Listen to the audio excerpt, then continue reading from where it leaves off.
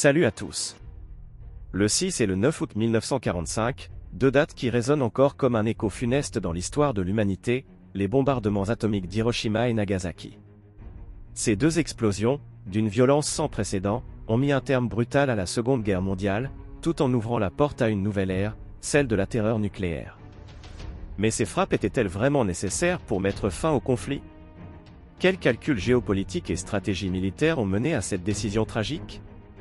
Derrière ces attaques se cachent des enjeux bien plus complexes qu'il n'y paraît, et aujourd'hui, nous allons démêler les raisons profondes qui ont conduit à l'utilisation de l'arme la plus destructrice jamais inventée. Ce récit est plein d'anecdotes surprenantes et de révélations bouleversantes. Restez avec nous jusqu'à la fin pour comprendre pourquoi Hiroshima et Nagasaki ont été rayés de la carte. Replaçons-nous en juillet 1945. La guerre en Europe est terminée. Hitler s'est suicidé le 30 avril, et le régime nazi s'est effondré. La capitulation sans condition de l'Allemagne a été signée le 8 mai. Mais dans le Pacifique, le Japon continue de résister farouchement. Malgré des bombardements massifs des villes japonaises, des blocus maritimes et la destruction progressive de la flotte impériale, l'Empire japonais refuse toujours de se rendre. Les Japonais, en particulier les militaires, sont déterminés à combattre jusqu'au bout, suivant la doctrine du Bushido qui valorise l'honneur et le sacrifice plutôt que la capitulation. Leurs îles étaient fortifiées, et des millions de civils étaient prêts à prendre les armes dans une ultime défense désespérée. Le président américain Truman, qui vient de succéder à Roosevelt après son décès en avril 1945, doit prendre une décision cruciale.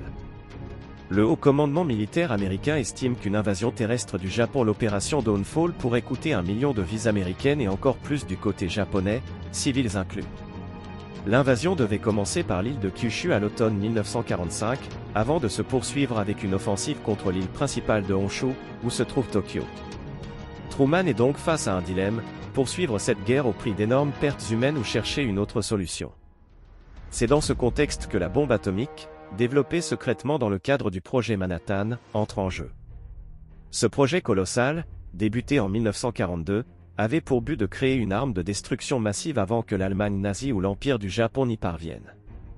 Des milliers de scientifiques, sous la direction d'Oppenheimer et des physiciens comme Fermi, se sont rassemblés à Los Alamos, au Nouveau-Mexique, pour développer ce qui allait devenir la première bombe atomique. Le 16 juillet 1945, le premier test nucléaire a lieu dans le désert du Nouveau-Mexique sous le nom de code Trinity. L'explosion, qui génère une boule de feu visible à plus de 300 km, prouve que l'arme est prête. Les États-Unis possèdent désormais la clé d'une victoire rapide. Mais pourquoi Hiroshima? Pourquoi Nagasaki? Hiroshima est choisi pour plusieurs raisons. D'abord, la ville est un centre industriel et militaire important. Elle abrite le quartier général de la 5e division japonaise, ainsi qu'un dépôt d'armes. C'est aussi une ville relativement épargnée par les précédents bombardements alliés, ce qui permettra d'évaluer les effets réels de la bombe atomique.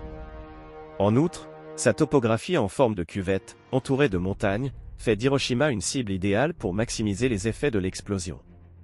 Le matin du 6 août 1945, à 8h15, le bombardier Enola Gay, piloté par le colonel Tibet, largue une bombe surnommée « Little Boy », une bombe à l'uranium de près de 4 tonnes. L'explosion est si puissante qu'elle rase instantanément près de 70% de la ville. Environ 70 000 personnes meurent sur le coup, et des dizaines de milliers d'autres succombent aux blessures ou aux radiations dans les jours, semaines et mois suivants. La chaleur dégagée par la bombe atteint plusieurs millions de degrés Celsius au centre de l'explosion, et les bâtiments fondent littéralement. Les survivants de ce jour terrible décrivent des scènes d'apocalypse, des personnes brûlées au 3e degré, des corps calcinés gisant dans les rues, et une pluie noire toxique qui commence à tomber, chargée de particules radioactives. L'histoire de Sadako Sasaki, une jeune fille de 2 ans au moment de l'explosion, est particulièrement poignante. Elle survit initialement à l'attaque, mais développe quelques années plus tard une leucémie, une des nombreuses maladies liées aux radiations. Sadako, suivant une ancienne légende japonaise selon laquelle plier 1000 grues en papier exaucerait un vœu, se lance dans cette tâche tout en luttant contre la maladie. Elle n'aura jamais le temps de terminer ces 1000 grues, devenant un symbole de la souffrance des enfants après Hiroshima. Aujourd'hui, une statue en son honneur trône dans le parc de la paix à Hiroshima. Malgré la dévastation, le gouvernement japonais ne capitule toujours pas.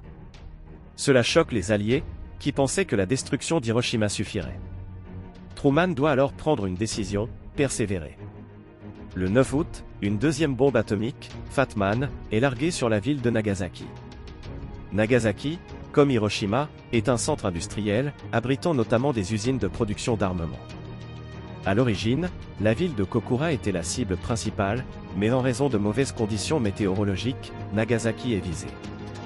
Ce bombardement fait environ 40 000 morts instantanés, et le bilan s'alourdit encore dans les semaines qui suivent. Il est fondamental de noter que l'utilisation des bombes atomiques n'était pas uniquement dirigée contre le Japon. Les relations entre les États-Unis et l'URSS, autrefois alliés contre l'Allemagne nazie, commençaient déjà à se tendre. Le 8 août, l'Union soviétique déclare la guerre au Japon et envahit la Mandchourie. Les bombardements d'Hiroshima et Nagasaki étaient aussi un avertissement à Staline, une démonstration de force destinée à renforcer la position américaine dans l'après-guerre, marquant ainsi les prémices de la guerre froide. Truman voulait éviter que l'URSS ne joue un rôle trop important dans la future occupation du Japon. Aujourd'hui encore, les bombardements d'Hiroshima et de Nagasaki continuent de diviser l'opinion. D'un côté, certains estiment que ces attaques ont évité une guerre encore plus meurtrière et abrégé le conflit d'environ 6 mois. De l'autre, beaucoup dénoncent une utilisation disproportionnée de la violence. La question reste posée. On le voit, le bombardement d'Hiroshima et de Nagasaki a profondément marqué l'histoire du monde, non seulement en mettant fin à la Seconde Guerre mondiale, mais aussi en inaugurant une nouvelle ère de terreur nucléaire. Derrière ces décisions se cachent des enjeux stratégiques, politiques et moraux qui continuent d'alimenter le débat.